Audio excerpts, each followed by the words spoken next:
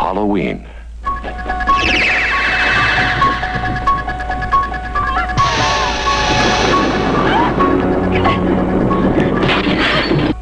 I think he'll come back.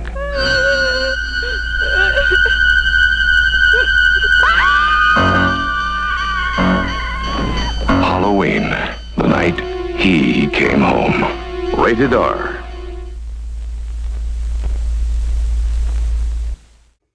Good evening. I am Dick Champion, and this is the Horror Report.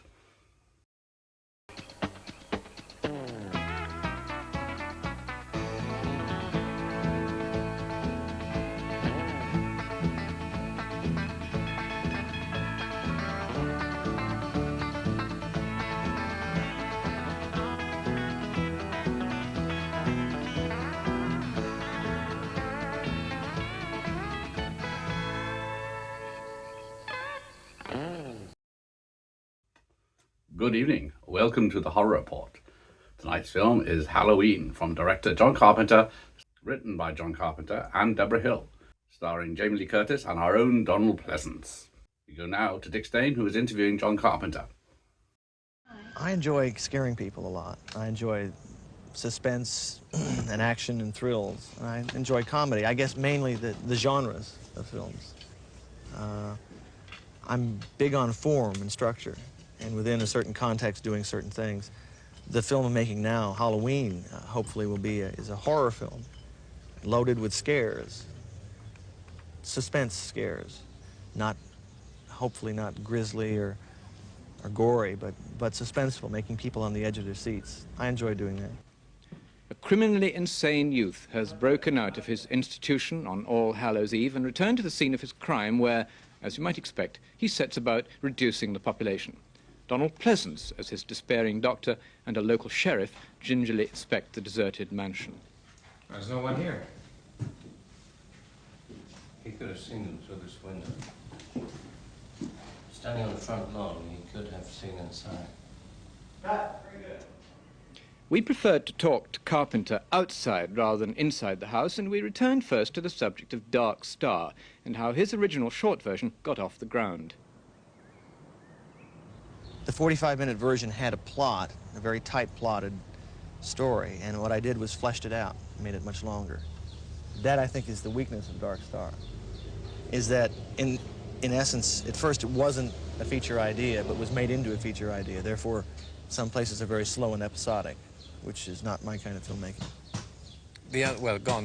Your kind of filmmaking. My kind of filmmaking by John Carpenter. Yes. My kind of filmmaking is a very plotted, structured film from beginning to end. I don't like episodic movies. I like a lot of form and structure. But you've already said that actually in Dark Star and in Assault, there are episodes deliberately built into it. But within the context of a plot that continues right from the first frame. And in Dark Star, it meandered. It meandered quite a bit. One thing about Dark Star that you didn't intend was that it should be funny, first of all. No, I did intend that, right from the start. It was to be funny all the way. It was to be an absurdist comedy rather than a slapstick comedy or a farce. And we, started out to make a funny science fiction movie. I read that do you think science fiction is funny, or do you just think that the movies have made them funny? Neither. I just don't think one had ever been made, and I wanted to make one. The closest film to it was, I guess, Dr. Strangelove, which Kubrick said he started making the film, and the more he worked on it and the more serious it was, the funnier it got. And the same thing happened with Dark Star. We had these guys out in space for 20 years, and there were no women, and they were bombing planets, and it was a pretty meaningless existence. Lobster Men from Mars, and one is socio-religious films or books and novels. I prefer the first, Lobster Men from Mars. Just my personal preference. I don't like... What I hate worse than anything else is pretension in any form. Somebody who's pretentious and is delivering a message. Because I don't think motion pictures is at all intellectual. I think it's all feelings. People laughing, crying, screaming, etc. Getting excited, getting upset, whatever. And when there's a message to it, it's not my kind of movie. Would you not say there's some kind of a message going on in Dark Star or in Assault on Precinct? Perhaps it's not my intention, though. The intention is to entertain. And I think anything good has a substance or a theme to it. A thematic material is different than a message. People who deliver a message is like a public service broadcast or a commercial. This is what I believe, and you must believe this too. I think any great work has a theme, though. And the theme can be discerned from a message in that it's not hitting you over the head or stating something, but is a little more subtle. In other words, you're saying that you actually do quite like ideas, but you absolutely. you don't want them to be paramount. Well, I don't think they can be, because first and foremost, I think, in my opinion, that films are to entertain, to be entertained and to feel. And it's through the feelings that you get from watching a film that you're going to derive the theme and the importance of the movie. What films do you go, what movies do you go to for choice, for entertainment yourself? A lot of old films, older films by Hitchcock, Hawks, Ford. I like Polanski. I like action films. I go to see most movies just to see if I can learn something. What about your contemporaries? Lucas, Spielberg, De Palma. I don't care for them. Any of them? I think George Lucas made a good film, American Graffiti. Very good. I think Steven Spielberg, Jaws was good. They made a lot of money. That's not quite the same as being good. You liked Jaws, but you didn't really like Close Encounters, no? Why? No, I didn't. I didn't care for it. And just, again, it was pretentious, and I think it got out of control, and I think he lost control of it. And there were parts of it that were not well done. I just didn't care for it as much. Didn't have a single purpose in it. It went off in several directions. And, one of the things I admire about a great work is that even if it's flawed, that the director is completely in control of it, and it is he directs the film or tells the story with a great deal of authority. And I felt that that wasn't there in Close Encounters. Can't you envisage sometimes movies being directed by people who are on the edge of experimentation with a form or with a subject and who are investigating them? I'm thinking of people like Altman in Nashville, for example, where you feel that he's stretching the boundaries of narrative. And that's one way to look at it. Another way is he's flogging around in the swamps. I don't care for Altman's work at all. I think he's not a good filmmaker. Not a good film? Not a good filmmaker. I'm in the minority. I know a lot of people respect him and like his films. I don't care for him. I think they're slightly masturbatory. I think you would like the clock to have stopped at about 1948, wouldn't you? That would be fun. That was when I was born, but I like old-fashioned movies. Red River or something. Yeah. Red River would be fine.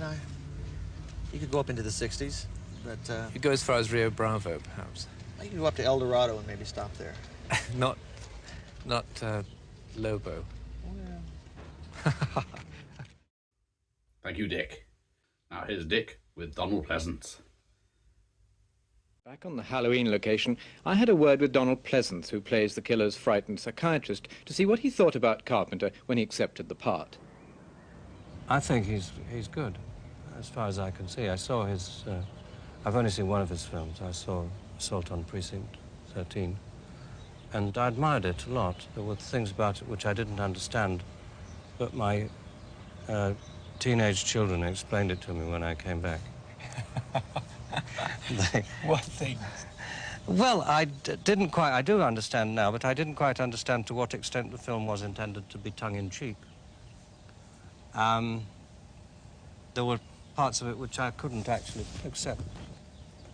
As there are parts of the script which I'm now doing for John, which I can't accept. But I have to bring myself round to seeing it in his way, because it's his film, and then I can accept them. Can you be specific about that without being rude? I believe people are behaving in a way in which they couldn't possibly in real life behave.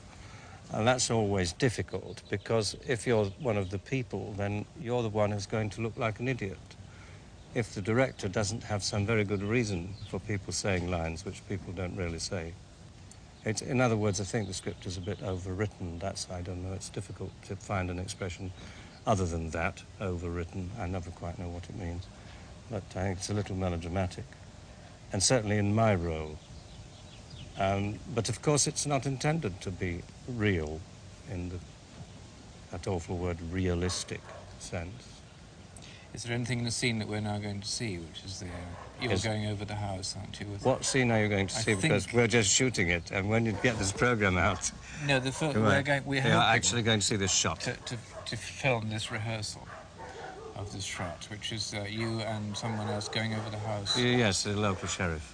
It sounds as if they're getting the Alsatians out afterwards. I think it's the Brits around. They're coming after you. Us.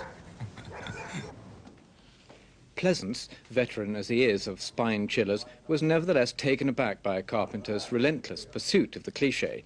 The old dark house, the bumps in the night, the daft lines that seem to turn all the characters into zombies.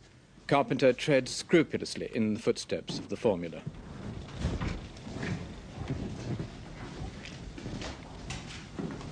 It happened here.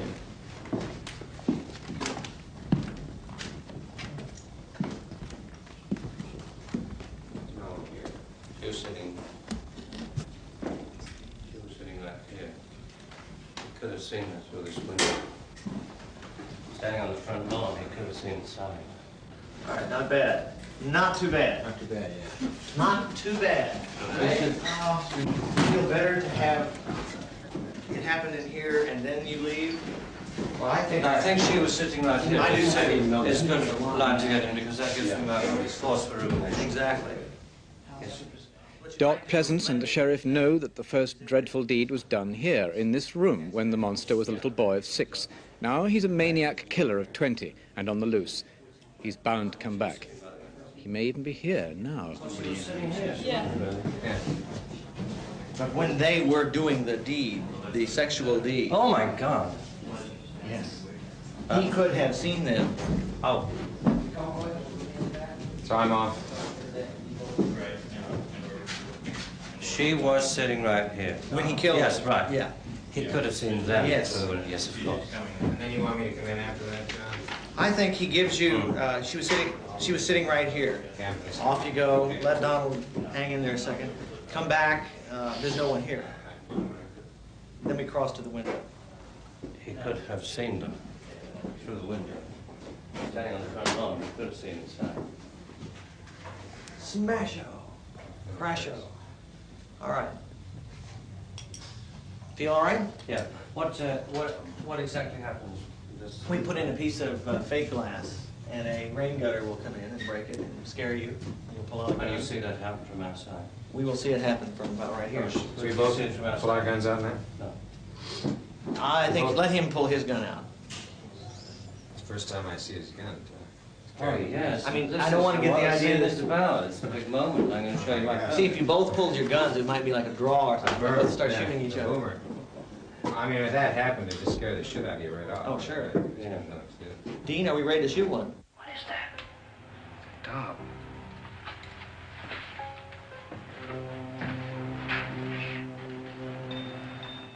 Still warm. He got hungry. The clock to stop and you to go back to the 40s and I be... would love to be a director during the 40s in a studio situation. I would have loved it, working on sound stages, having that kind of control, that kind of style.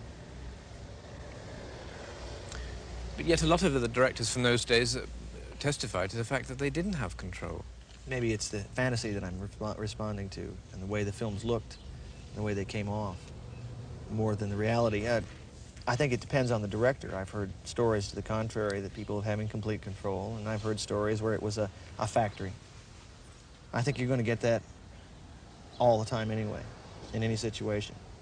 What, do you mean that people would be confused? They're both. There are both. There are directors who do have control, and there are situations where you don't. But I could imagine a director from the 40s looking forward to the 70s and thinking, my God, if only I had the freedom that John Carpenter has to write, direct, produce, edit, write his own music. Ah, I see. No, perhaps so. Perhaps so. I hadn't thought of it that way. I, on the other hand, well, I would still like to have those freedoms, but the styles, I guess I'm talking about, of the 40s, the types of movies they made, and the types of situations, seems to me that films have been kind of ruined by television and by commercials especially. In the 60s, people just went crazy and forgot about form. Said to hell with it, you know, we don't need a lot of structure here. And it's gotten so to the point now that when you devise a film that in style is a bit old-fashioned and it has a lot of dolly shots and the lighting is molded and is three-dimensional, and people say, well, it's phony. I don't think so. I think it's just a different style, and I'm sorry to see that style go, as it was rich with a lot of textures. And I think that's probably what I'm responding to when I say I'd like the clock to stop. Excellent. Thank you, Dick and Mr. Pleasance. The Halloween film isn't released in the UK cinemas until January next year. But here's a sample of an audience's reaction to watching the film in America.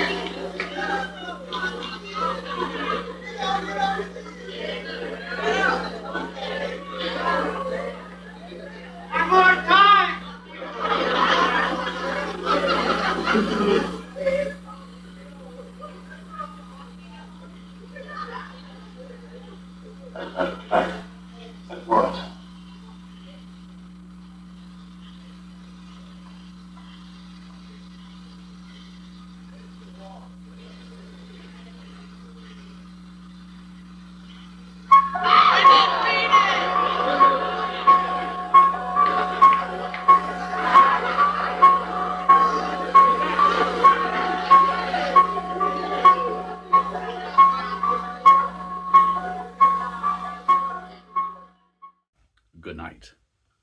I'm off to find Jamie.